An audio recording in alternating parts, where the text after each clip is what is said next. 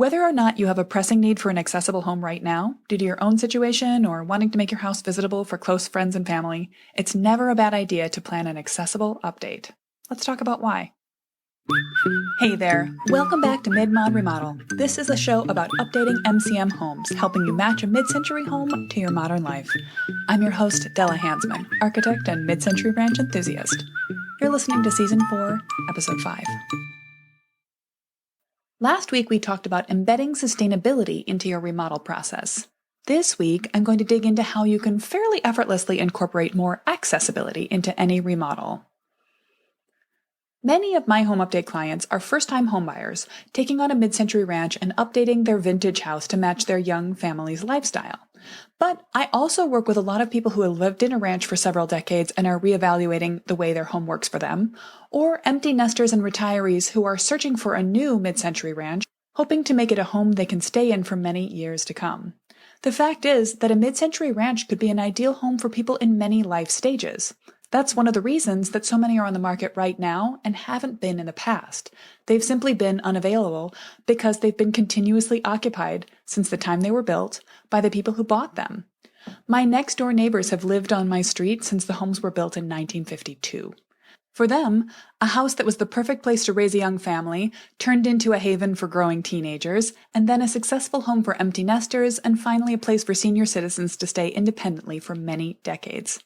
These houses are coming on the market right now only as their original owners decide to finally make the jump to assisted living facilities or pass on. Some of the features that make a ranch house such a handy and comfortable place to raise a young family are the same qualities that make them easy to live in through the decades for people who have mobility issues either due to age or other factors.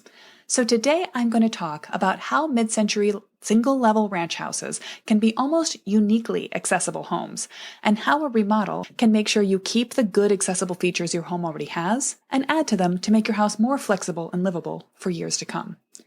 If you want to follow up on this topic, check out the show notes at midmod-midwest.com/405. Now let's get right into it.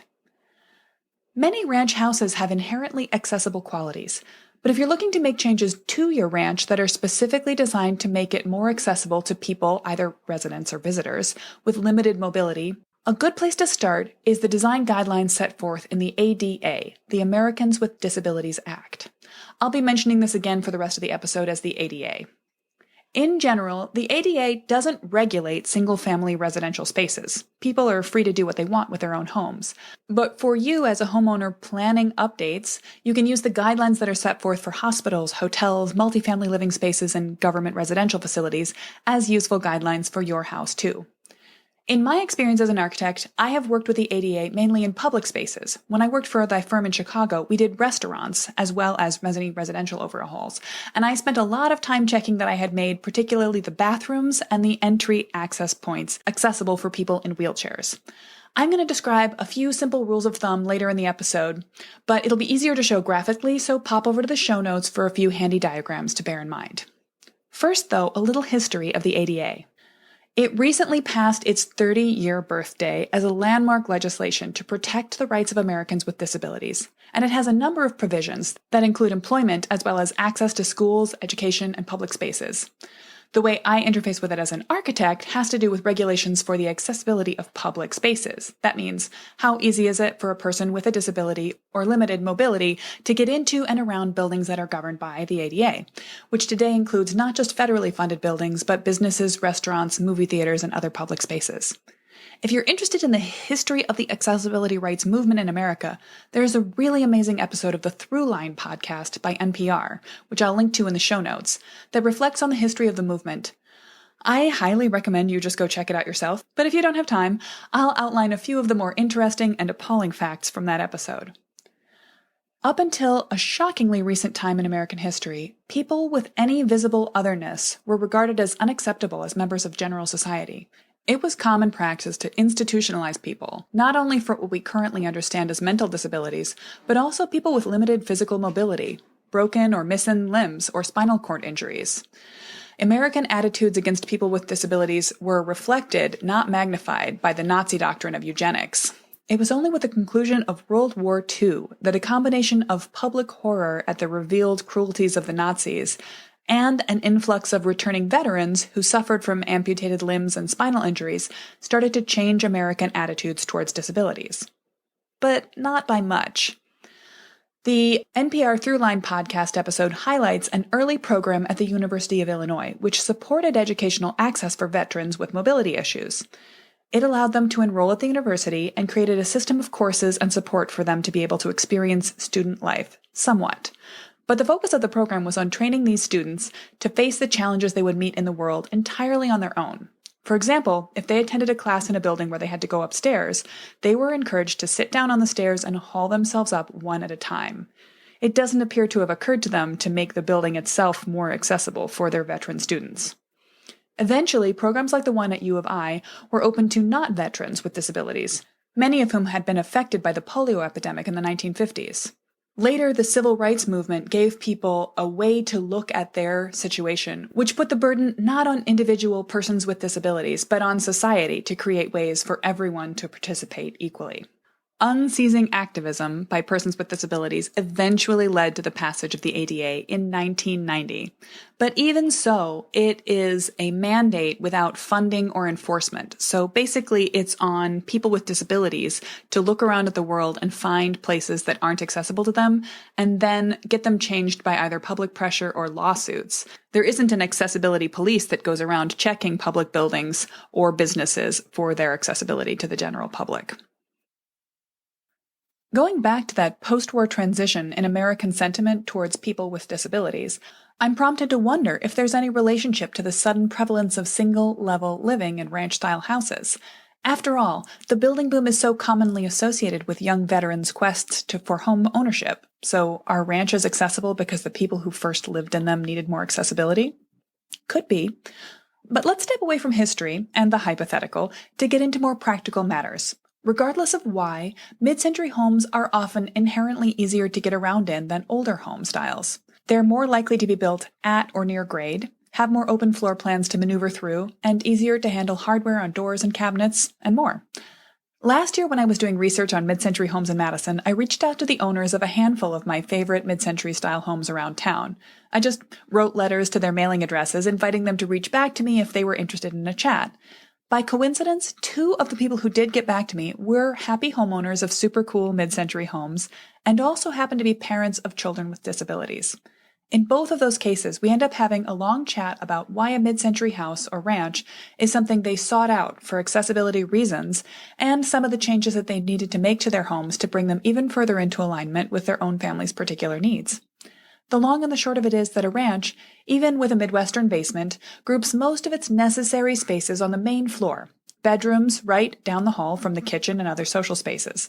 It's relatively easy to add a small ramp to negotiate entering and leaving the home, and with basic modification to the bathrooms and floor surfaces, they can be brought up to ADA spec, making a handy and comfortable home for a family with or without disabilities. One mother told me that when her family has moved, roughly every 5 years in the recent past, they always seek out a mid-century home, both because they do enjoy the style and because it's a real estate shortcut to finding a home that will suit their son's needs. Since this podcast is all about remodeling, how can you bring or keep elements of accessible design in your home when you update it? The possibilities are many, and they do range from large to small. Some of this is full-scale remodel addition stuff, but much of it is small and subtle, like we discussed last week with sneaking sustainability into remodel. With those green remodeling choices, sometimes that means making a major layout adjustment to create opportunities for passive solar heating and cooling. Or sometimes it just means choosing a faucet or toilet that's been marked with the WaterSense sticker to show the EPA approves it, or buying the same type of product from a local company instead of a distant one. Accessibility updates can work the same way. On the large scale, or at least the hire a contractor scale, there are a few considerations.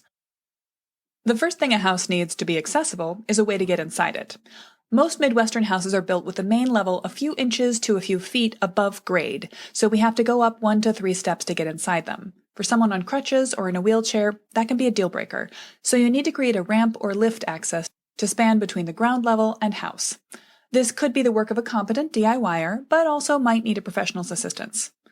You also need to be able to get from place to place inside the house. Homes planned from the jump for accessibility have wider than average halls and doorways, with turning radii for wheelchairs subtly blocked into the floor plan. Many builder-grade ranches might be too narrow in the hall or particularly the bathroom doorway. Mine is a closet door width, just 2 feet across, and may need to be widened. That sounds simple, but moving a wall 6 inches can be an expensive and troubling proposition, so look for opportunities to work within your floor plan where possible and widen doorways where you must. Within the house, the 2 key areas that need more extensive and expensive overhauls are the bath and kitchen. If you're planning a remodel for any reason, the odds are that you're touching those 2 rooms, so you may as well put a little thought into making them accessibility ready. Again, this means plenty of clear floor space for maneuvering a wheelchair. The ideal is a 5-foot diameter circle of clear floor area that gives access to sinks, showers, and toilets in a bathroom, and to the necessary kitchen work triangle aspects of a kitchen. Other issues in both the kitchen and bathroom are grab bars for maneuvering in certain areas, a seating height access to the sink, and walk-in or roll-in access shower and pantry access. On the small scale for remodeling for accessibility, there are everyday considerations that make a place easy or less easy to get around. Door handles for one. Almost all older homes, even mid-century era older homes, use a round, knob-style door handle. That's what I have in my home. To turn it, you are required to grip the handle firmly and twist while pushing or pulling to disengage the latch. Most contemporary handles use a lever style, which is easier for someone with reduced grip strength, but also for anyone who has their hands full. Choosing a lever-style handle over a knob costs not a single extra cent, but makes your house more effortlessly accessible. If you're replacing or adding knobs, I recommend a lever. Likewise, choosing flooring materials that are trip-friendly, hard surfaces over carpets mostly, makes a house easy to get around. And putting in the effort to smooth transitions between one material and another, for example from tile to wood or to cork, will make it easy to roll from one room to another. It'll also prevent tripping hazards for you late at night or whenever you're feeling distracted. Installing grab bars and handles next to tricky doors, at key corners, along stairways, and especially in bathrooms can make the difference between independence and inaccessibility for some people. Now, grab bars are often a feature that aren't added until someone actively needs them. But if you're planning a bath remodel today and you're worried that you might want to age in place in your house and need a handle later, plan for the future by installing the right blocking, the 2x4s needed, behind your wall surfaces now. That way, if anyone in your family ever needs them, you can pop in added hardware with little extra work and no demolition required. Make sure you document that you did that and where you did it to make life easier for yourself in the future. In the end, well-planned and well-designed, none of this needs to look out of place or even add a whole lot of expense to an overall project. As the mother of the family I mentioned earlier put it, we do our remodels so they can be accessible for a wheelchair, but when you walk in, you'd never know. For example, she put in 2 shower heads in one bath because her daughter is 6 feet tall and her son a wheelchair user. As she summarized it, it's practical and it looks great too. To recap, whether you have a pressing need for an accessible home right now, due to your own situation or wanting to make it visitable for close friends or family, or not, it's never a bad idea to plan an accessible update. Anyone can slip in the ice in their driveway and find themselves laid up unexpectedly, and if you do, you'll thank yourself for choosing a walk-in shower with a bench. When you plan it well, it doesn't need to cost you more or stand out style-wise. Again, this is where the clean, practical aesthetic of mid-century design goes hand in hand with a livable house for all ages. Go figure. Pop over to my show notes page to see a few simple diagrams of accessible layouts. I'll also link to handy resources to follow up for more detail if this is an issue that matters to you particularly and right now. You'll find those notes at midmod-midwest.com/405. That's all for today.